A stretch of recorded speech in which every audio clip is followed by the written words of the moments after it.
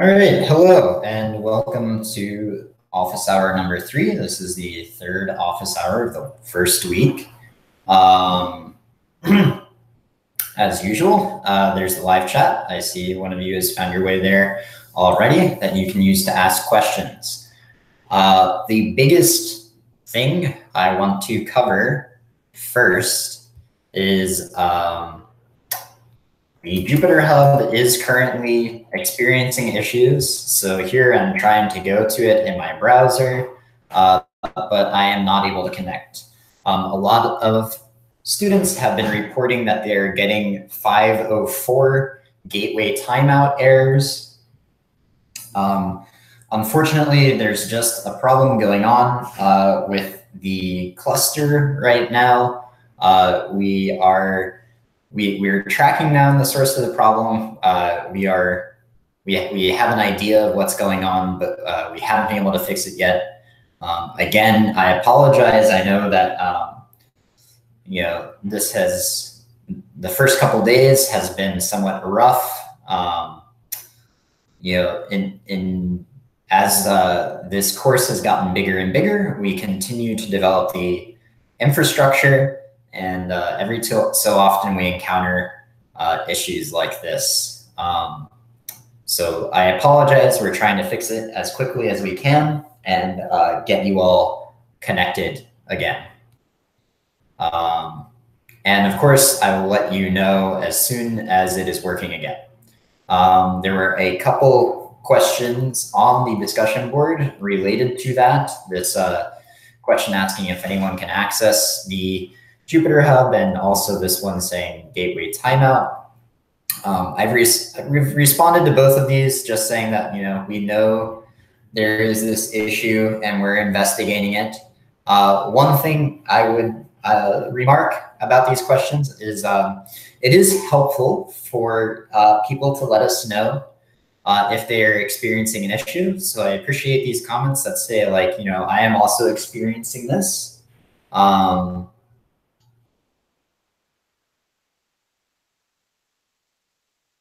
They don't really provide information about how this might be solved.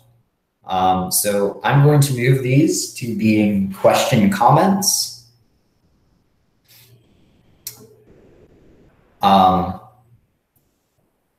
The answer that I've provided here, which also doesn't really indicate how this will be solved, but I will be updating this answer once the issue is solved. So we know this is a problem. We're working on fixing it. And we ask for your patience and apologize that it's not working currently. There's also a few questions floating around that people have been asking in comments on some of the videos. So I'm going to briefly respond to those. The office hour videos will be added to the video downloads tab at the end of the week. I will also try to document what is covered in the office hours. However, it tends to be a grab bag of topics since it is a Q&A session. And I may not catch everything in the description. So I'll try and annotate in the video description what was covered. But since it's often very scattered, I can't make guarantees about how successful I'll be, but I'm going to open up this edit video tab and start editing the description. So far I've talked about Jupyter Hub issues, Office, our video downloads, and now what I'm doing right now, Office, our video topic annotations. There was also a comment on this first lecture video, having a problem with running commands such as print hello world quant. I have tried clicking on run, and when I hit shift enter, it's giving me an empty cell. It's hard to say exactly what's going on here. These all look like well-formatted bits of code. This all looks like well-formatted, syntactically correct code. Not sure what the issue is. You might consider sending screenshots to dsmodule@wqu.org so we can see what problem you are encountering.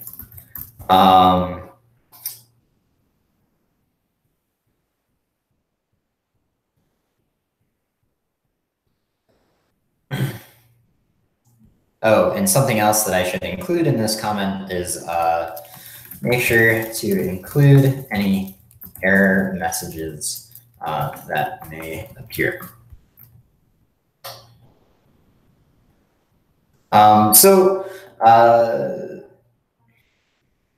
YouTube comments are not the best way to ask questions. I'll try and keep track of these, but it's not the place I look first for questions, and I often don't remember to check. But I regularly check the discussion board. I regularly check the dsmodule@wqu.org email address. So those are the preferred channels for asking questions.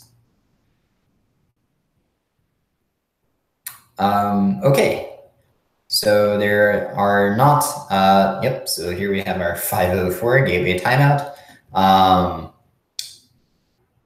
There are some new questions on the message board since yesterday.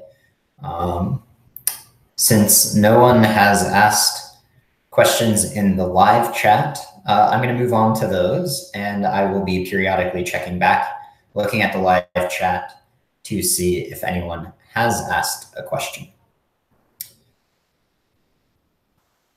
Okay, so Slack group, that doesn't really concern me. Placeholder for all info also doesn't really concern me.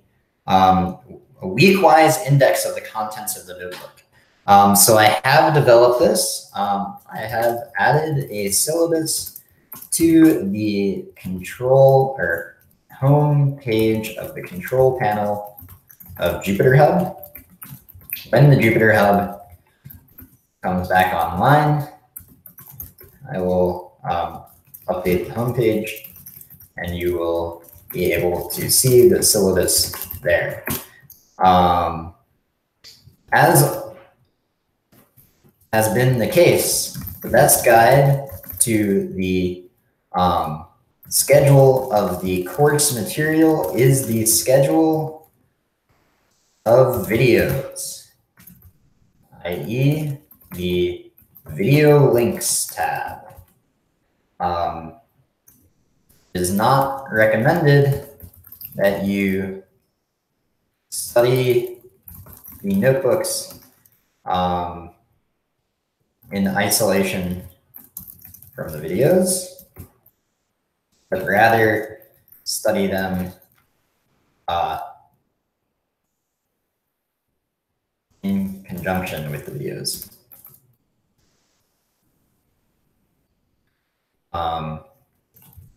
the videos act as a guide through the notebook. So the schedule of videos, therefore, kind of indicate which notebooks to use or to study.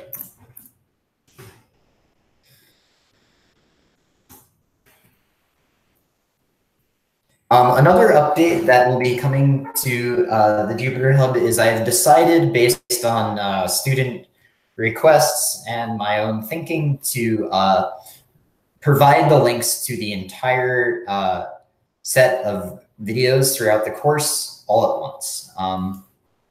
Yesterday, during an office hour, a student requested this. I gave the reasoning for why we don't do that, but thinking further through it, I've decided that I will provide all the videos right away. So you'll be able to see the full schedule of videos with all the lectures in place from the beginning. That said, don't skip to the end. Don't try and blaze through them. Pace yourself. The schedule exists for a reason, and that is because it takes time to learn things. If you try and go through the course or go through all the lecture videos in a week or 2 weeks, you will not have really learned the material. And as you try to complete the assignments, you will find that you didn't really understand what you thought you did, and will need to go back and review anyway. So pace yourself, take your time, and be thoughtful about the videos.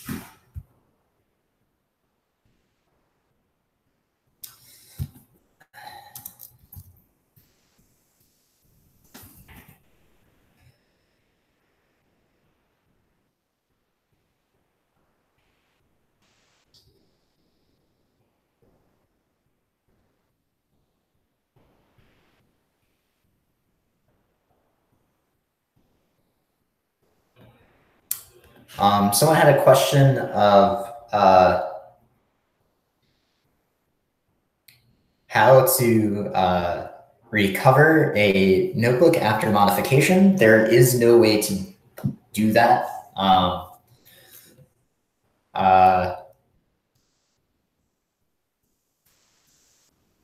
And there is a way. I could show you if Jupyter Hub were working, but it's currently not, unfortunately.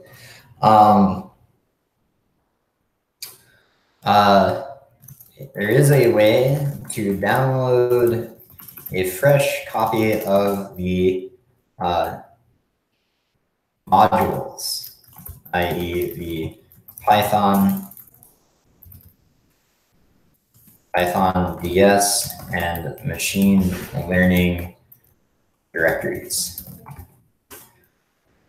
From within the Jupyter Notebook server, you click the New Terminal button and type the following commands into the terminal that appears.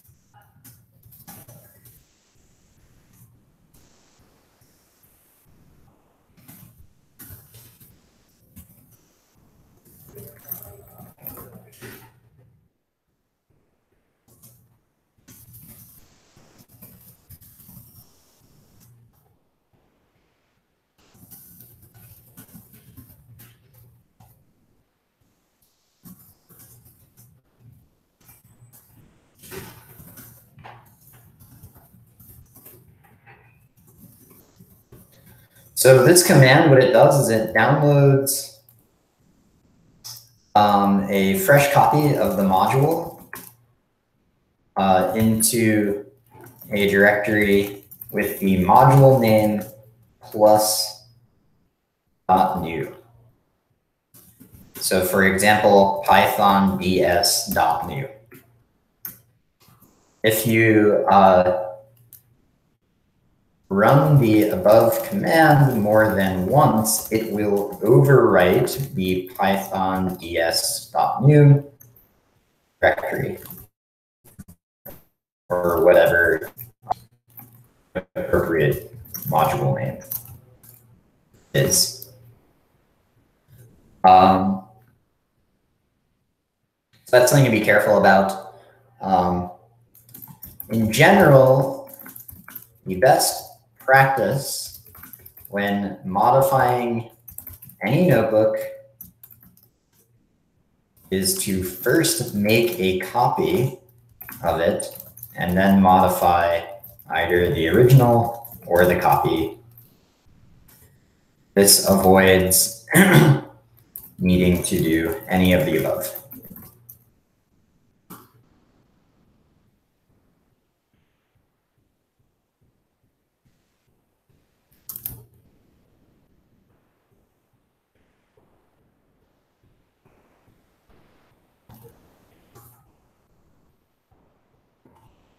So I'll actually put that at the top, any of the below.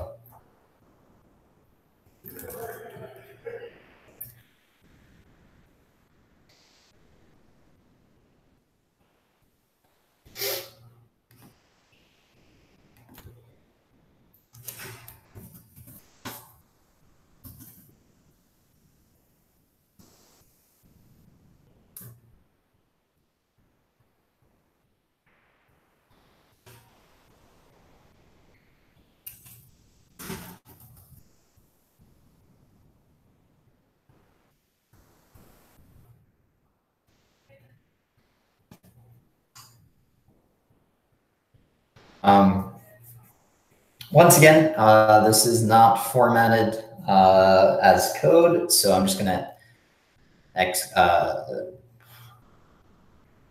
format this as code.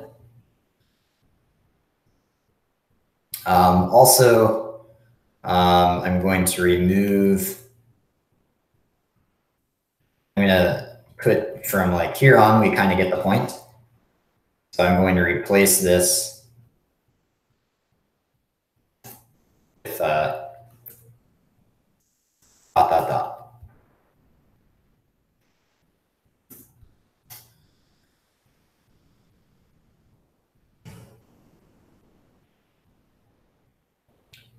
So this person is working on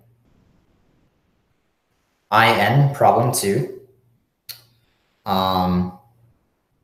They wrote a function that returns a number times 10 for number in X. This person perhaps has not paid close attention to the program flow lecture, which says that the return statement will halt execution of the function. So what's happening here is they're iterating over X, a list. The first element of X gets named number, and we return that number times 10, and this function then stops. It's done. It returned a value.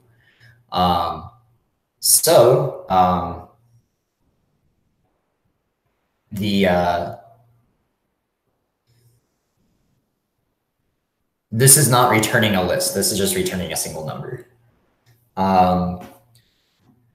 Then they tried updating this function to print.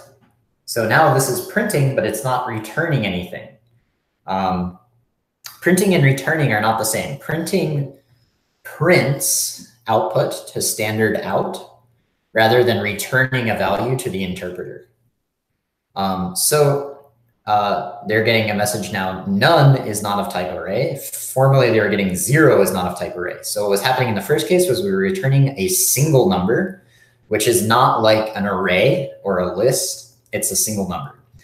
This function doesn't return anything, so it returns none, nothing, which is also not a list.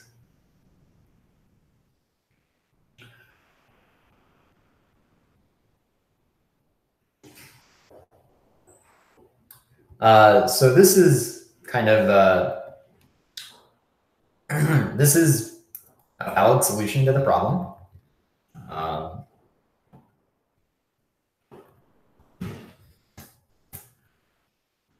Both of these, neither of these questions, both of these questions kind of address the problem, but neither explains in its entirety what's going on. Your first function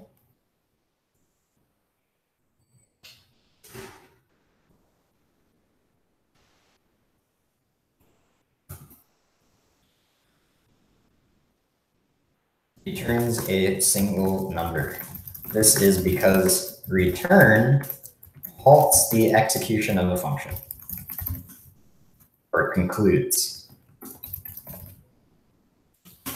Instead of iterating through the entire list X, after the first element, we return the element multiplied by 10, and the function stops. Therefore, your function can only return a single number, not a list of numbers. The grader is expecting a list as output. This is what is meant in the error message by array, not of type array.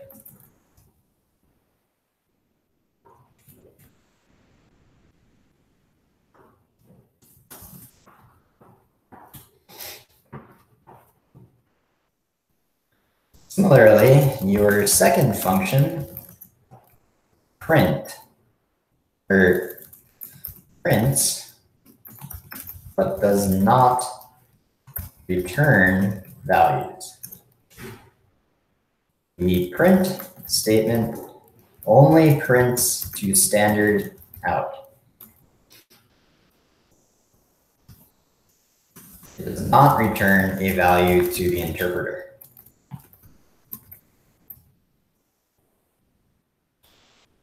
Therefore, your function returns nothing or none.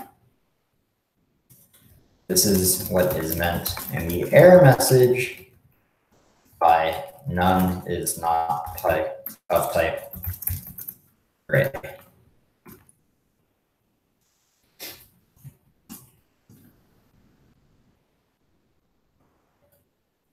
As suggested in the other answers, you need to use the input list X to construct a new list containing your result and return the newly constructed list.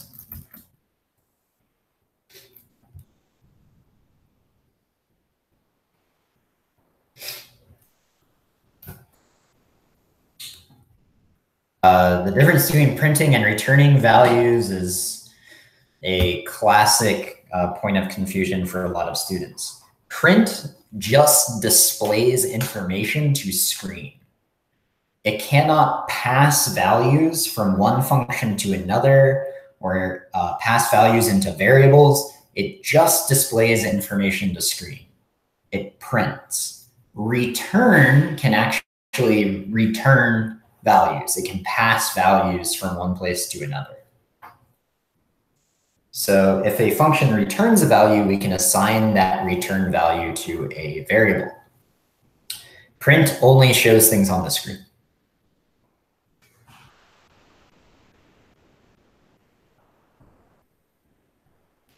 Not the quite right formatting here. And the easiest way to format code on the discussion board is simply to highlight it and hit that binary looking button.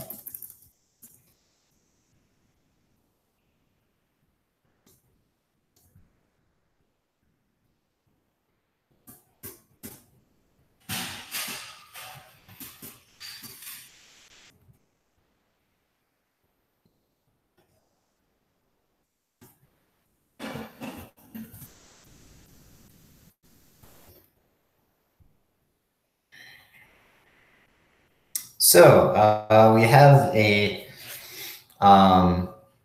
complaint here that this is running infinitely. We have a function that constructs a list from a function called getPrimes. This is very bad. We should never, ever, ever do not name a variable from with a protected word. List is a protected word. You should never, ever, do not ever name a variable list. You should not name variables for. You should not name variables sorted. You should not name variables set. You should not name variables true. These are all protected words in Python, and we should not overwrite them with variables or function names.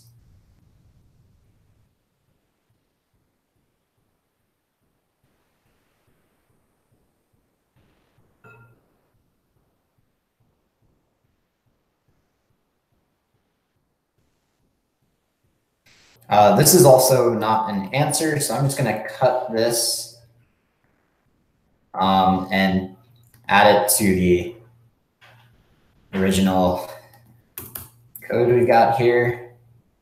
Again, not formatted correctly.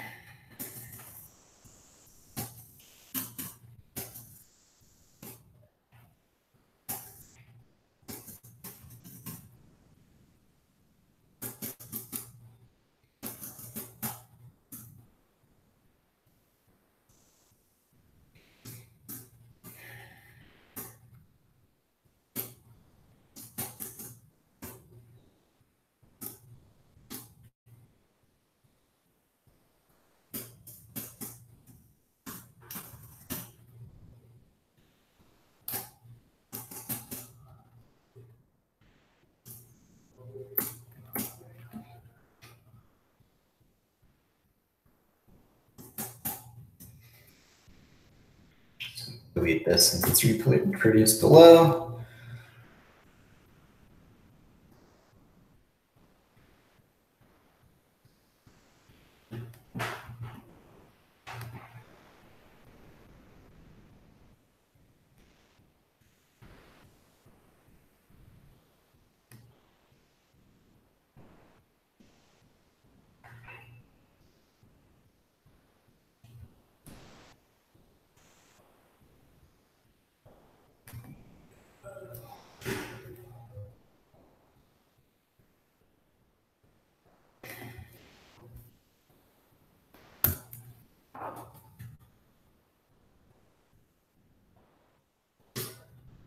Why do you hate me?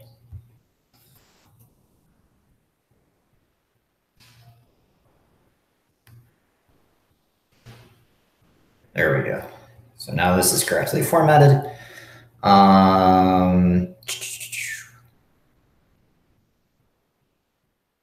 Okay, so Mersenne number, pretty straightforward. This is not a valid operation in Python.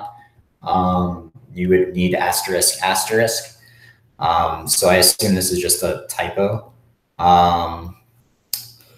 Is prime, pretty straightforward. Get primes. Again, we should never name a variable list.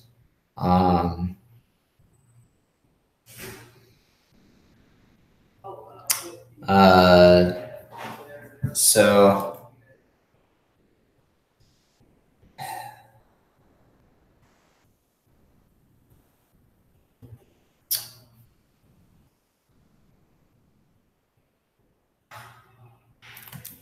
everything here looks reasonable. Well, I list the number divided by 2.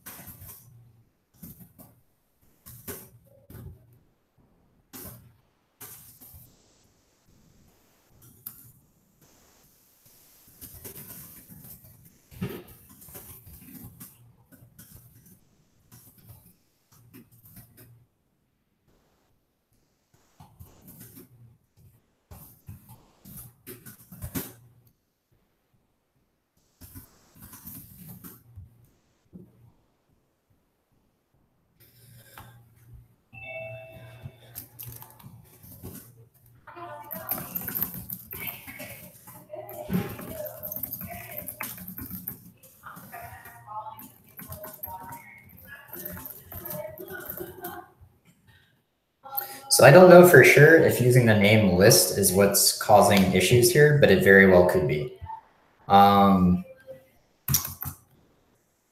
Since the code doesn't have an obvious problem, and I'm not sure whether point number 2 is the reason you are encountering issues, I would recommend trying to run individual functions in this solution in isolation for certain test cases. For instance, try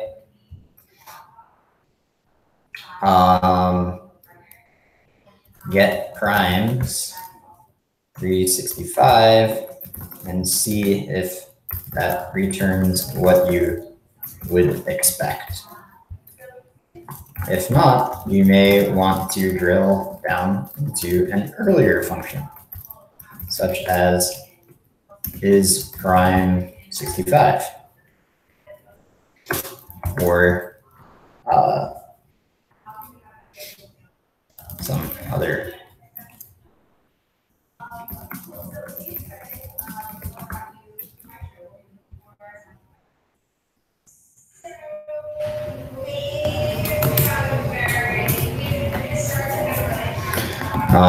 So we covered a difference between print and return, which also covered interpreting error messages from the grader.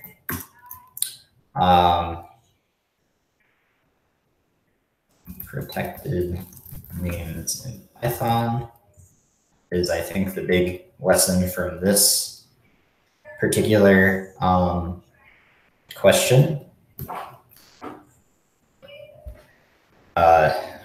More incorrectly formatted code.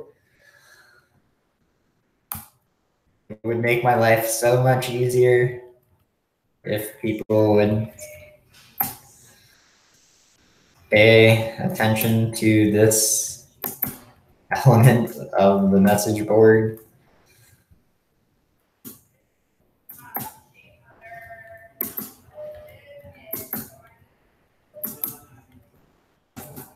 I don't mean to like complain and whine. I just spend a lot of time doing this, you know? That's not time that I can spend actually answering questions.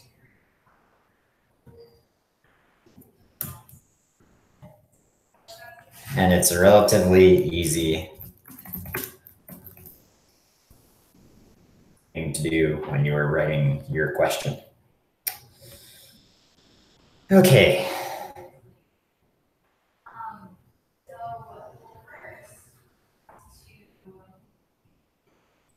Well, this is a great response. It's right on. So this person has all sorts of code for calculating mersen numbers and compiling a list of them, but their return mersen returns this list of 7s multiplied by 17. What does this do?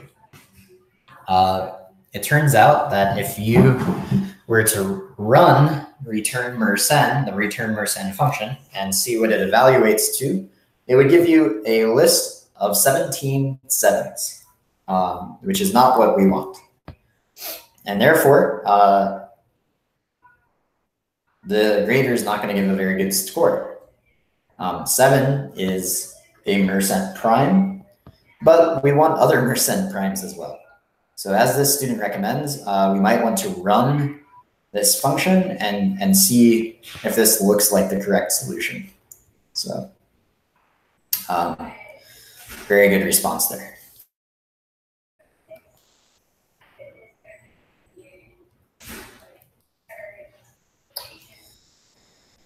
Okay, let's see.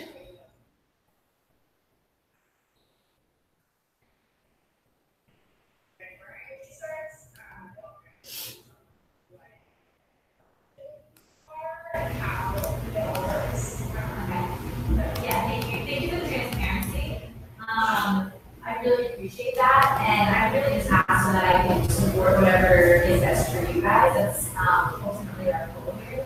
I can send a case study for you after this. Harry's Razors, are you familiar with them? It's very different because they have a physical product, and where you guys, it's more like it's SaaS, right? Yeah. But so they built out a great program that we use on spreadsheets, and when you switch from their approach in spreadsheets to ours, they calculated and we saved them close to 50% of their time. And what they chose to do with that same time is use more tickets to get a better understanding, find more opportunities to improve it. And then we also use that time to create like our insights as well as that same time to create a super targeted specific coaching and trainings for new and agents, which allow them to scale with a much leaner team. They held back on hiring additional QA analysts, additional leads, so they're much leaner team now. They use QA to drive efficiency. So this is similar to the question I just was looking at. Except this student has a slightly different problem where they define a variable that's the output of this mersen function, and then they overwrite this name by defining a function immediately after. that does something entirely different.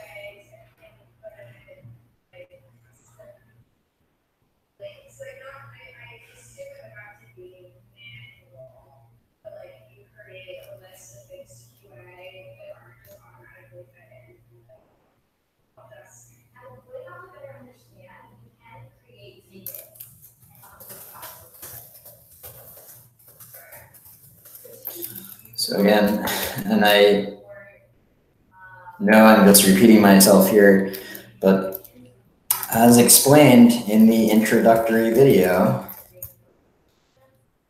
so let me pull that up.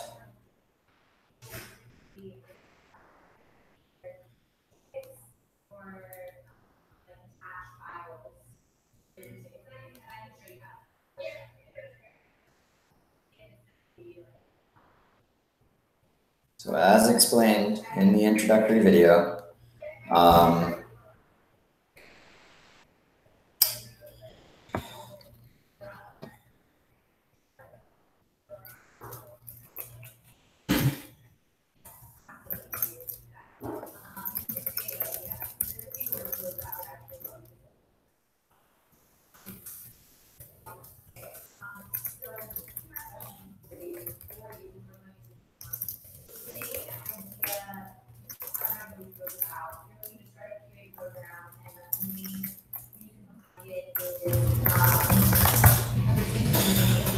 so the grader calls the function that is passed into it. That function call may include input, it may not. This is explained in the introductory video in contrasting the two questions asked in the IN mini project. That function then returns whatever the solution is. Here we've defined a dummy output that has the right data type, list, and is the right shape. It has 17 elements. The grader that will then check the elements of this list to see if they are the correct values.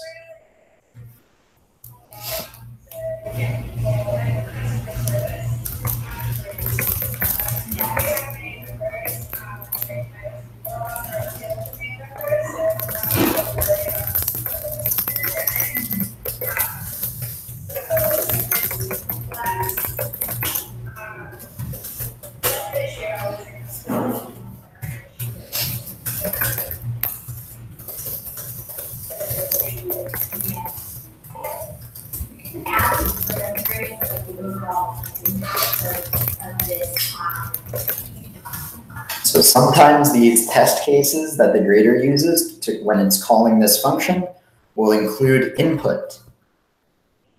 We will indicate this in the instructions, such as in problem number 2 of the IN mini project.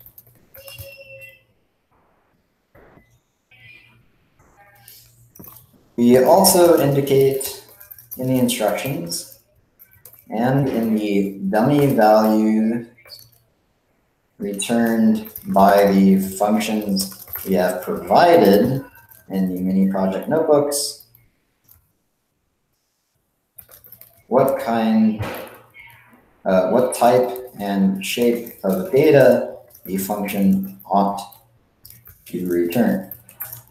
This dummy value returned by the provided function often also includes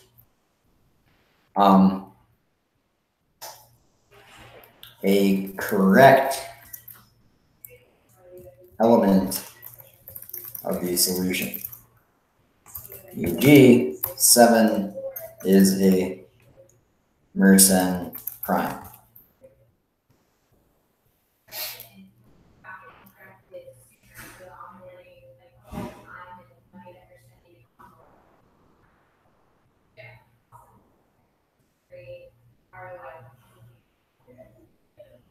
Okay, awesome. All right, if you have what you need, I'm going to share my screen.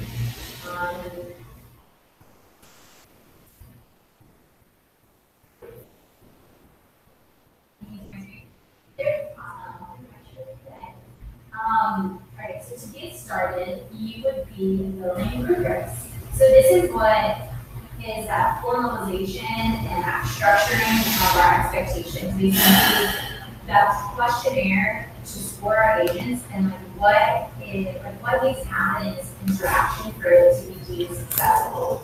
What are the channels that you guys are interacting on? We had email. We did Twitter, but I did Twitter, so I don't know if you're eventually they just made it to Instagram. And then our internal school. So this is a duplicate of the question that we addressed earlier. Duplicate of. I'm going to close this as a duplicate question.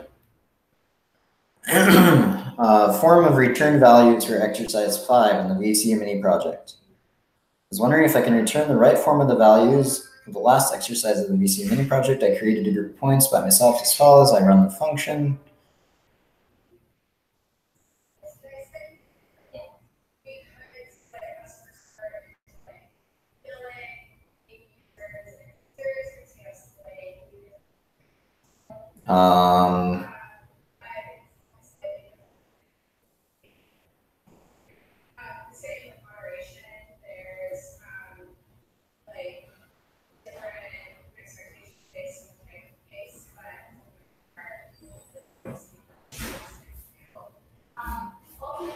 Cool. Looks like this was handled. In Excel and spreadsheets, they break, you have individual tasks or occasion for each rubric, changing one letter could mess up everything. And so our system is really easy to create and change and Passing arguments when using function closure. Okay.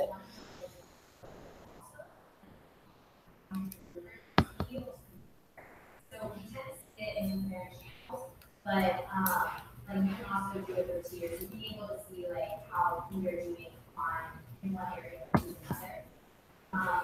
Then same thing in the rubric. So,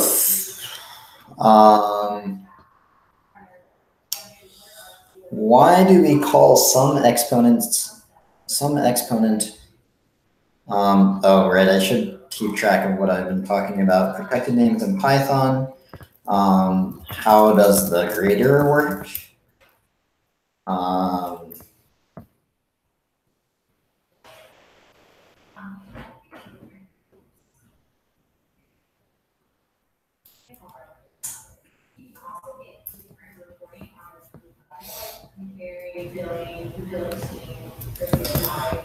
Notice that the function call is not some exponent 3, 2 or 2, 2, but is some exponent to q. The significance of the double parentheses is that the first set of parentheses correspond with the arguments of the function some exponent, and the second set correspond with the argument of the function returned by some exponent.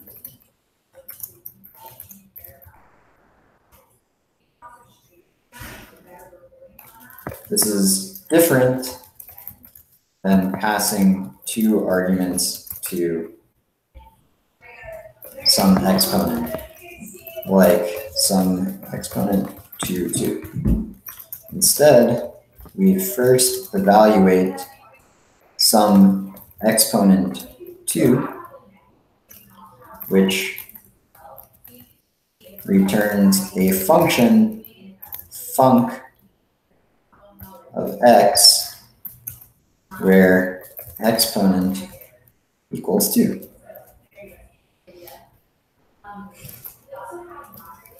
We then call this returned function with the argument 2.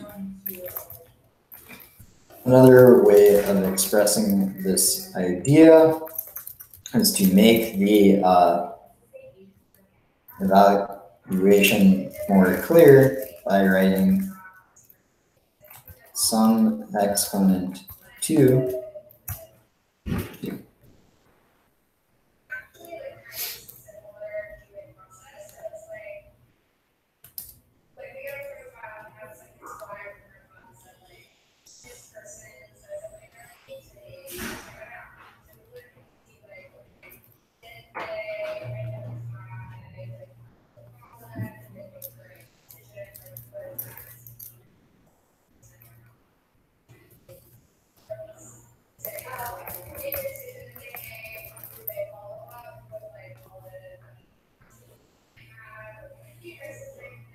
This is almost formatted correctly.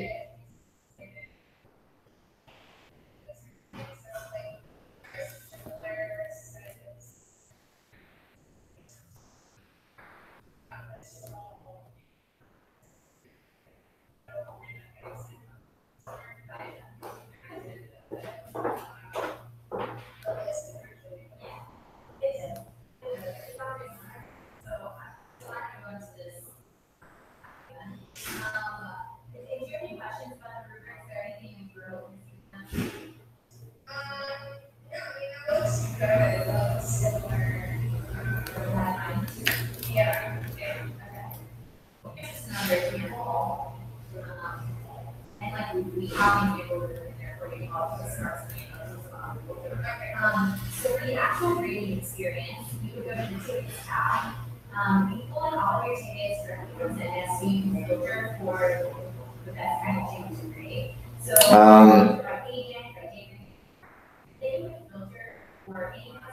I'm not really sure what to this question. The complaint is that my list is not auto indenting, but you can also just indent it.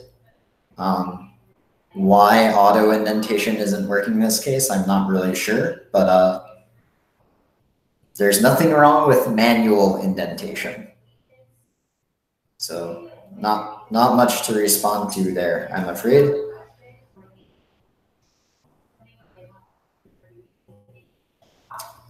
I think that actually covers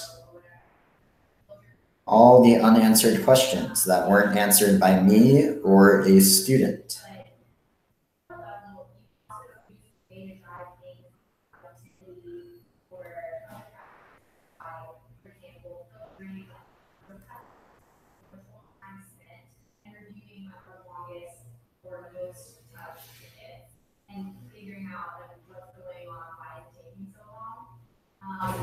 Or maybe we're just launching like new product line or new feature, we want to see how agents are handling that. So you can get really specific and easy to find those right kind of things, right? Or you can just like do a nice so we have a message up there. We can automate going through all of this. They're notably missing a mod here.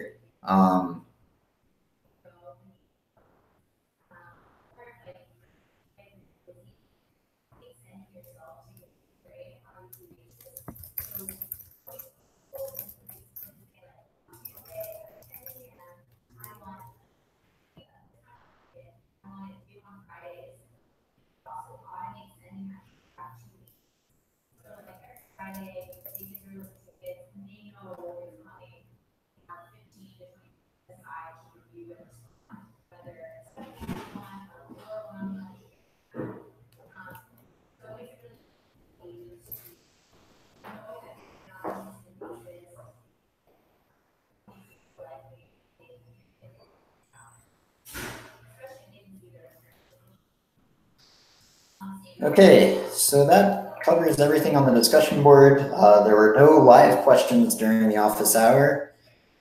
Please come and ask live questions live if you can.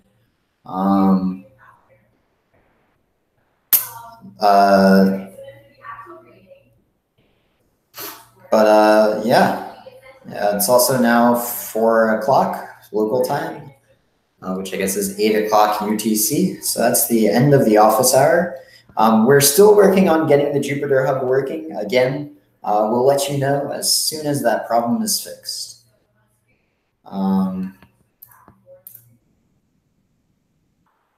And save these changes to the description.